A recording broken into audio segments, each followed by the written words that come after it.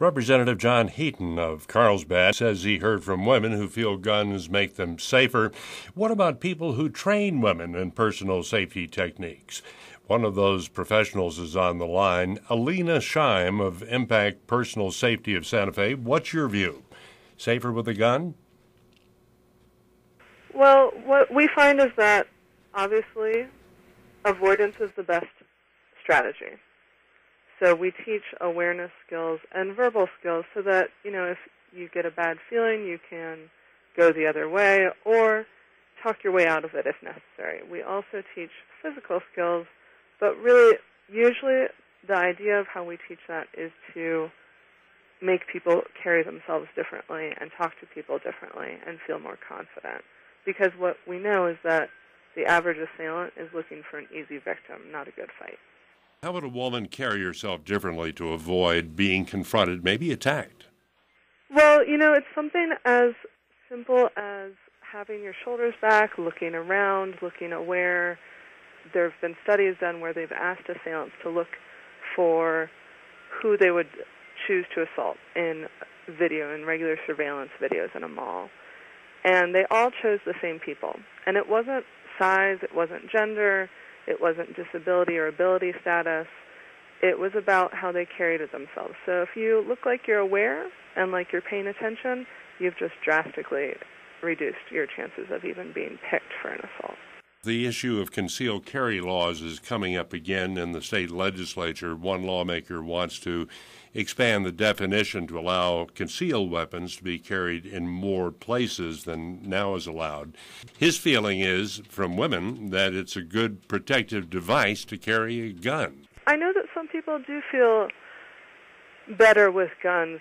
Our stance on it is that the best defense is something that's going to be with you at all times and is immediately available to you. The truth is that for women and youth in particular, it's more often going to be someone that we know than a stranger that's most likely to cross our boundaries and possibly hurt us.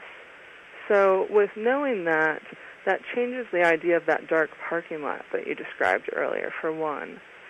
And for two, it changes, whether you would actually want to use a gun.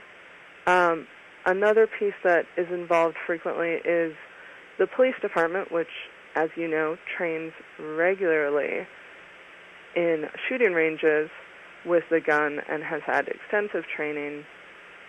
A good shot for them in the field with adrenaline present is 1 in 4 shots actually hitting the target. We're not talking about the heart, we're not talking about the head, we're talking anywhere on the body. So for that to be a good shot for someone with adrenaline in their body who's been seriously trained, what that would look like for the average person would be much reduced. And, for me, myself, one of the things that I think about a lot is, what are you willing to do? And can you actually talk your way out of it? I think that people get security based on an object, but I think it changes not only your feelings about safety, but life in general to know, oh, you know what? In my body, I have everything I need. I don't need to depend on that object. You don't have to get into discussions of, well, what if you don't use it? What if it gets used against you? At what point do you pull it out? Do you pull it out when somebody just says something strange to you? Do you pull it out when your date puts his hand on your knee? Those kinds of things get into play with sticky real-life issues.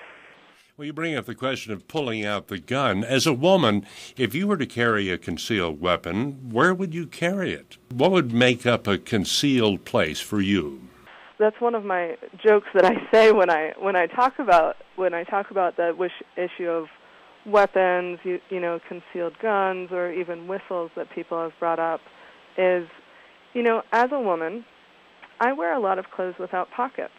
If you've been to any department store recently, they sell a lot of clothes without pockets. And, when I'm wearing that cute skirt because I'm going salsa dancing, I don't really have anywhere to put it.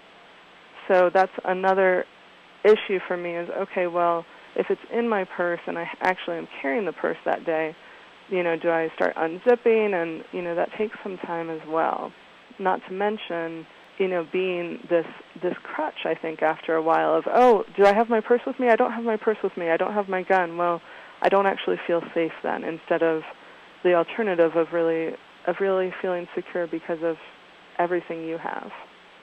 I'm not even sure where I would carry a gun, and I have pockets. I mean, if I were wearing an overcoat on a cold day, I have a place for a concealed gun, but on a summer day, I'm pretty well cooked. I don't have a place. Yeah, it's very true. Maybe if you spent all of your time in your car and that was your spot of biggest concern. I'm not sure. So you recommend learning self-defense, not carrying weapons like knives, swords, hatchets, or guns? I do, simply because in real-life situations, the best preparation is having everything with you, and really, more likely than not, avoidance and talking your way out of it. Very few, 98% of our graduates use their verbal and avoidance skills, and 2% have to use physical skills. It's just a simple thing of assailants typically want an easy victim. All you have to do is not be that. Alena Shaim of Impact Personal Safety of Santa Fe, many thanks. Thanks for being with us on At Noon.